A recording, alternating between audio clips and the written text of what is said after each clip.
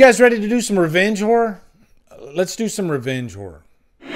Okay. I don't really have any news for you guys tonight. That's why I was, trying to pack the show with other stuff.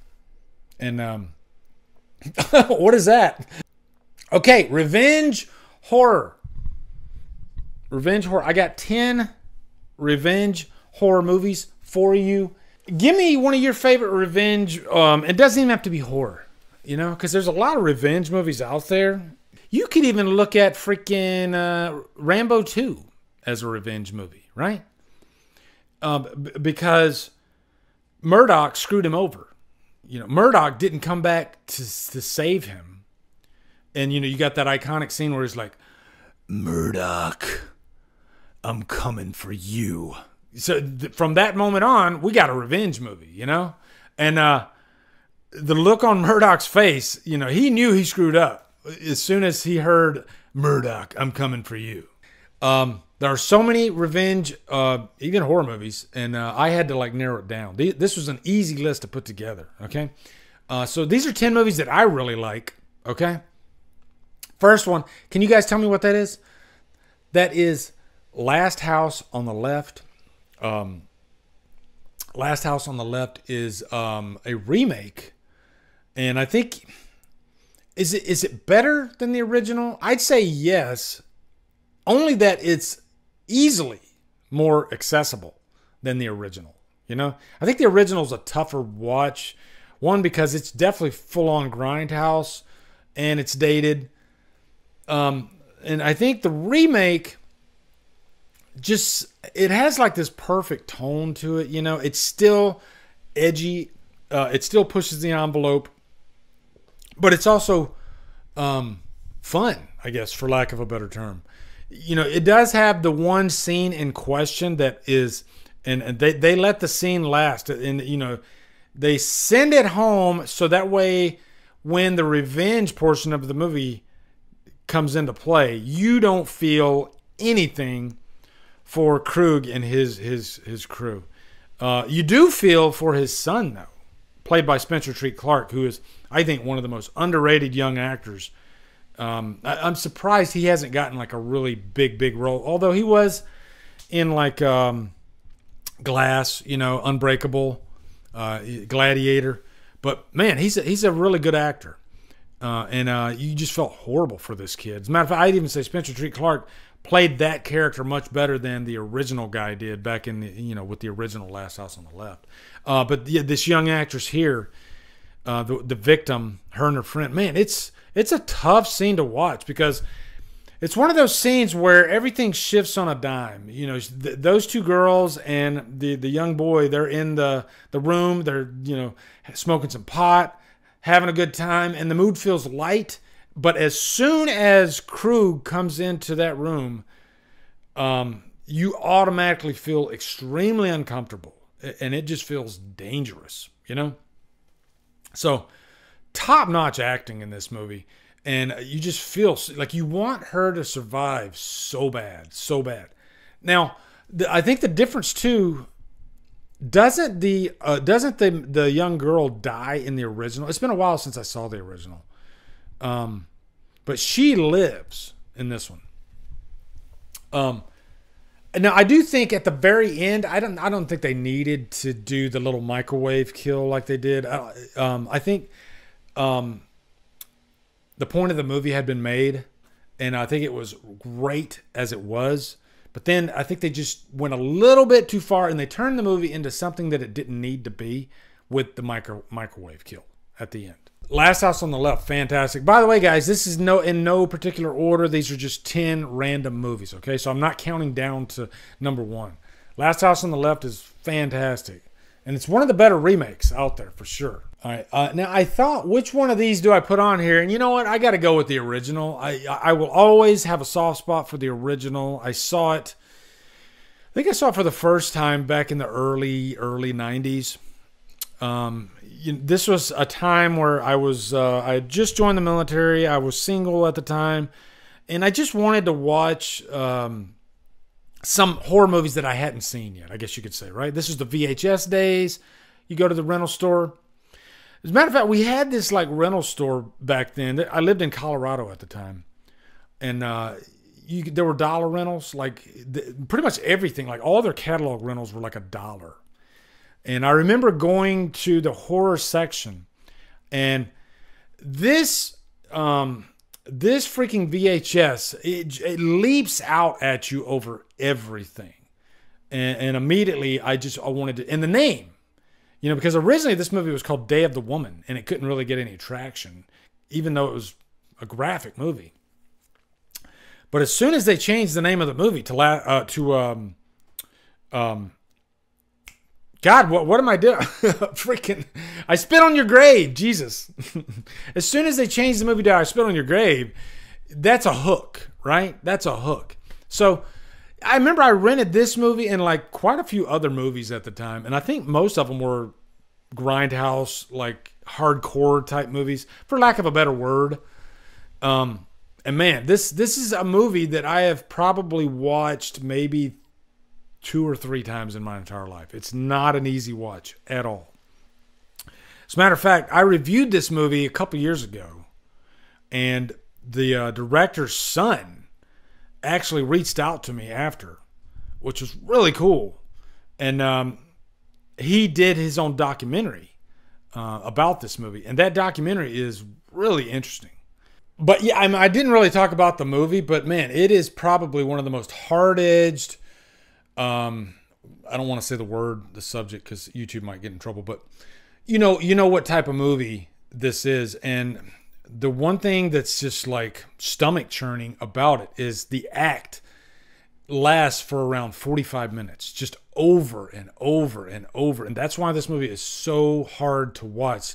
They drill it home, so by the time she goes and gets her revenge, you don't feel a thing for these assholes, and boy, like the one scene that really was so popular in this movie was the bathtub scene when she's in the bathtub with the guy.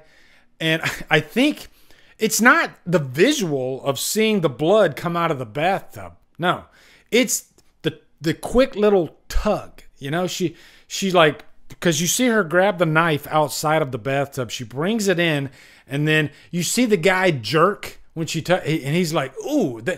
And I think he even says something like, that almost felt good, or something like that.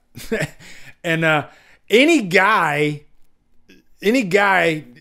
like, let's just put it this way. Any guy knows how it feels to be kicked in the balls, okay? Now imagine having it cut off with a knife. Jesus. Whew. Brutal. Erica, how are you doing? Nice to see you in here. Erica Bro, everybody. Tell her hello. Vanderhoff, did you like I've watched the remake once. Matter of fact, I've been planning on rewatching it because I want to review it. It's okay, but I don't think it's nearly as impactful as the original. But I think it's a decent remake for sure. I know it has its fans. Like, I think they tried to up the ante a little bit too much with the kills in the remake. And maybe it takes the realism away a little bit. But the one thing I will give the remake credit for is obviously it's more accessible. Like the scene in question doesn't have. It's not. I don't think it's as long as the original. Here's one that just came out this last year, and it's a Christmas horror movie. It's called The Apology, and it's got Anna Gunn, Skylar from Breaking Bad, and the whole movie takes place in this house. And this guy, without giving you any spoilers, because I think it's worth watching. It's a good movie. It's slow burn, but it definitely gets pretty intense. But basically, it's this guy from her past that she hasn't seen in like, I think 20 years or something like that. Just shows up at her door. And I think because they're planning some kind of get together or something like that. And then it just goes south. It gets really dark and heavy because I guess they had like a sort of a relationship in the past, and something, I don't want to give anything away, but something tragic happens. It happened back then. And so he's looking to apologize, okay? But it doesn't go the way that you are expecting, okay? And I really dug this movie. And I don't see it talked about enough. And I think it definitely has payoff in the revenge department. Okay, I'll just say that. And again, I know there's a lot of you people that haven't seen it. Polly's raving about it there, so there you go. And I agree with Polly. I think it's really good. And it just gets better and better, and the ending is really good. Really good. You know, if you love revenge horror movies, then this is definitely a good one to put on your list. And I'm going to give you another one that some of you guys probably haven't seen. This is Violation. I discovered this movie, I think, last year on Shudder. And it's basically, why do like revenge movies always take place in the woods? Like the Apology movie, it kind of has like a forestry type environment, I think. I Spit on Your Grave has a section in the woods. I don't know, Last House on the Left. But another one, Apology. These four friends, they go into the woods for this getaway, this get-together. And again, two of the characters have a history together. And it goes south really bad. And there is a scene in this movie that I promise you will never forget. It will take, like, it's there right now, okay? I'm thinking about it right now. It's, wow. Jaws of life, people, okay? It's, you know, every now and then there's a horror movie that comes along and there's like a scene, like say the first Terrifier, and there's a scene that would take the jaws of life to get out of your freaking skull, okay? So, definitely can't recommend Violation enough, and it's a good movie. This woman, she loses it, all right? Let's just put it that way. You can tell she, like, at that moment in the movie, she has reached her breaking point. Now let's get to some more familiar. Valentine is, if you're looking for just a good slasher revenge movie, Valentine's a good one. Richard Melton. You know, all these girls, they made fun of him. You know what? This proves my freaking point about bullies come in all shapes and sizes, okay? On Halloween Ends, all right? It doesn't always have to be jocks, okay? And girls can be fucking mean to each other, all right? A lot of you women who are in high school, you know what I'm talking about. Girls, tell me, when you were in high school, was there that one clique of girls and they were just horrible? But yeah, Valentine.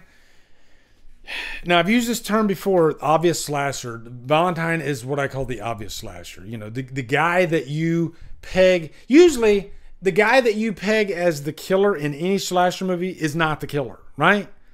They want you to think it's that guy. But then every now and then there's what's called the obvious slasher. And that guy that you think is the killer, he happens to be the killer. You know, it happens every now and then. I think there's maybe 3 or 4 of these movies that I can remember that are like the obvious slasher. Okay, I hope I'm not spoiling too much. I'm sure most of you have seen Valentine, but another one is Terror Train. You know, Terror Train, and what I mean by that too is like an obvious slasher is still set up like a whodunit, but for some reason the guy that they point that this could be the killer, this is probably the killer, that's the killer, right? But most of the time that doesn't happen. Most of the time it's somebody else that's the killer. Or like in Scream's case, it's freaking 3 killers and it makes 0 goddamn sense whatsoever. But you know, by the time you get to the 6th movie. Next one is The Burning. The Burning, we were talking about The Burning earlier. Really good revenge story. Surprised that we never had a sequel to The Burning, because I think it was the type of movie that you could have like two or 3 sequels to The Burning and we'd be just fine. It's got some of the best freaking slasher kills.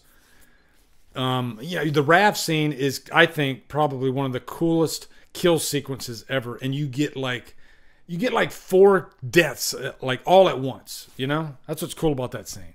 Cropsy's the very definition of a sympathetic killer. But guys, here's my question. Okay, here's my question. Why those victims? Like they didn't burn Cropsy.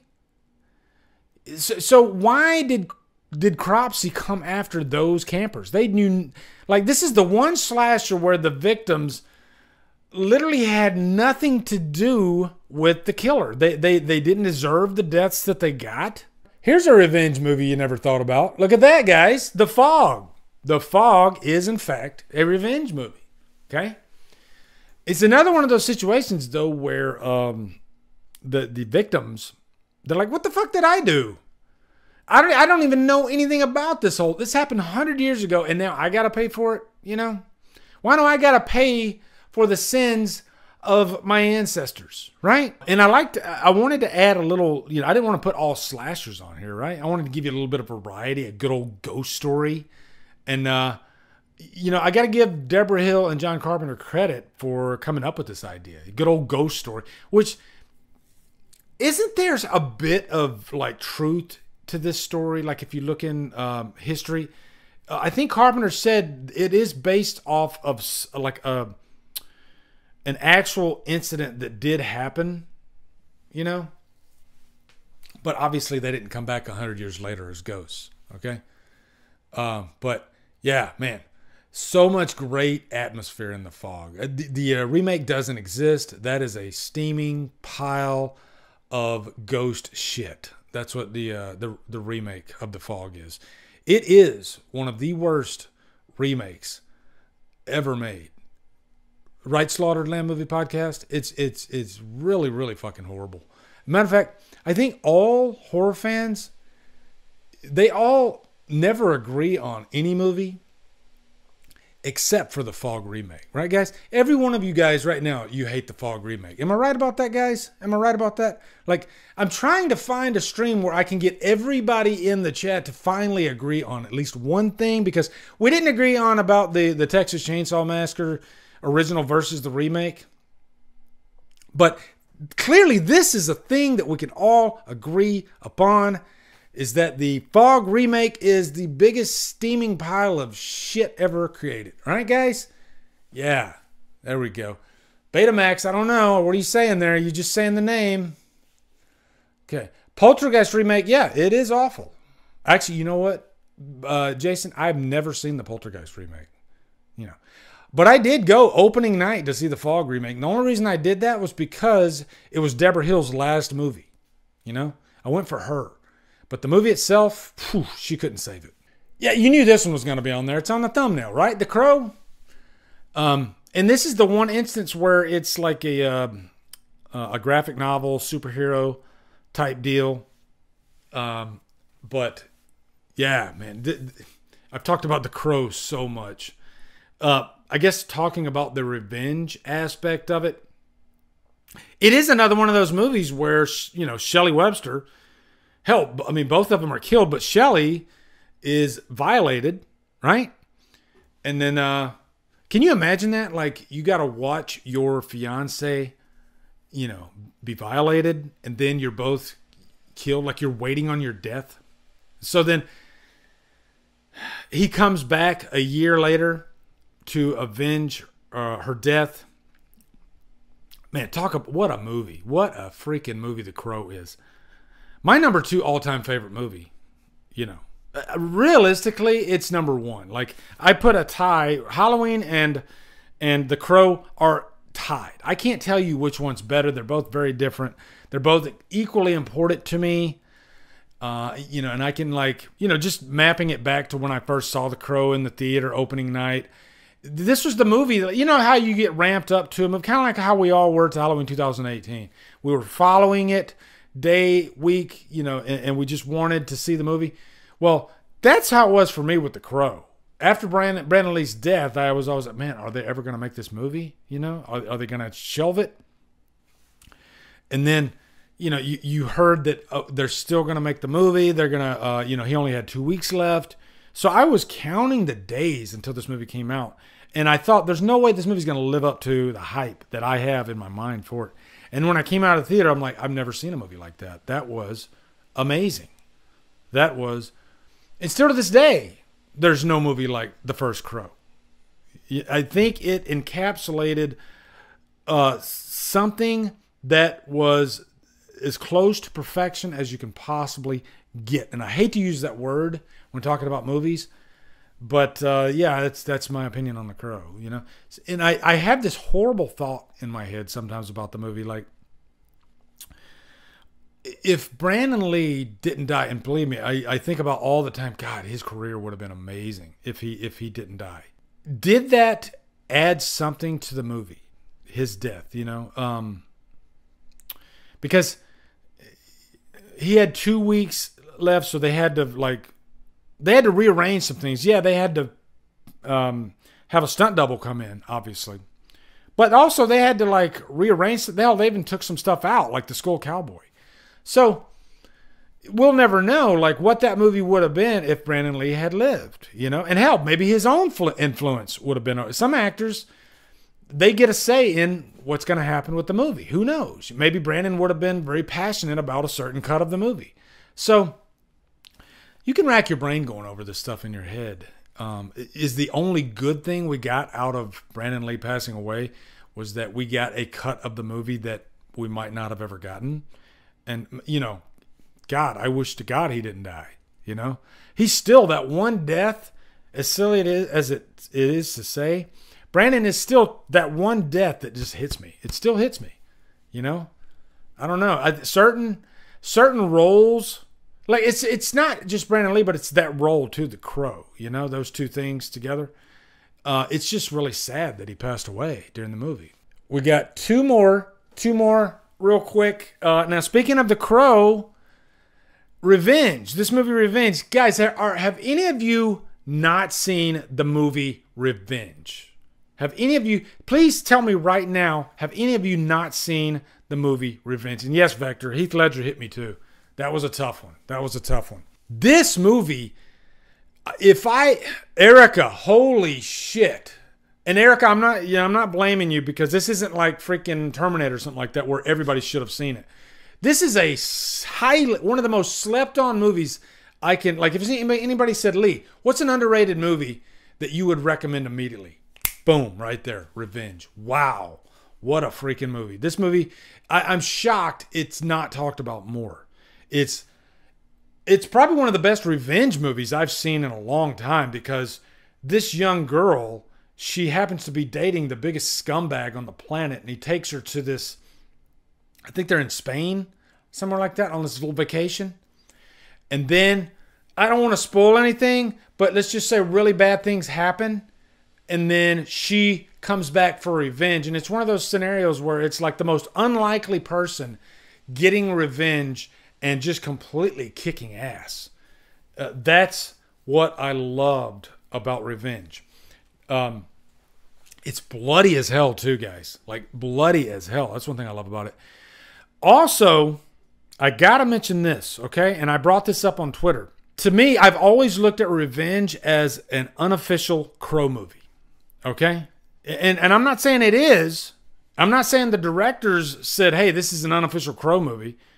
Although I'm sure they probably had the Crow on their mind when they made this movie. Just because of the way things happen in this movie. There's even a bird in the movie. It's a phoenix. But it's literally branded on her stomach, and it looks like a freaking crow on her stomach, okay? The whole setup of the movie is exactly like The Crow. So if you want a female Crow movie, this is your movie right here. And if this were like an official Crow movie, this would easily be the second best movie of the franchise. Easily. It's like, it was one of my favorite movies of that year, I think. If you're looking for something a little artsy in your life, Mandy, you got Nicolas Cage turning in a really great performance. Visually intoxicating, this movie is. It's heavy. It definitely has like a psychedelic feel to it, but the score to this movie is so it's heavy. It's excellent. Johan Johansson, he passed away before this movie came out, so this was his last score that he composed.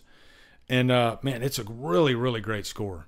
Very emotional, just heavy. That's the best word for it. But yeah, it's not for everybody. I'll say that right now, because I see Chris saying I really wanted to like Mandy more than I did. I happen to love the movie, but it's one of those movies that I can totally understand somebody not liking it, because it does require patience, I would say you can kind of compare it to like Nicholas Winding Refn, like the movie Only God Forgives. Now that movie was even hard for me to get into. Only God Forgives. It's just way too freaking slow moving and art. Hold on. What did I do? My freaking camera. But I think Mandy's, it's definitely faster moving than Only God Forgives, but I just think visually those two movies look kind of similar. So yeah, Mandy, really good revenge movie though. Really good. I happen to love Mandy. What's up, guys? You are at the end of the DD Live clip. What I do is I like to clip these out if I think the topic is important or something that's newsworthy. So thank you for watching, and if you want to watch more, you can go over here, you can go over here, click on one of those, and yeah, hopefully I can do this for 20 seconds, which I think I did. Okay, so yeah, thanks for watching, guys.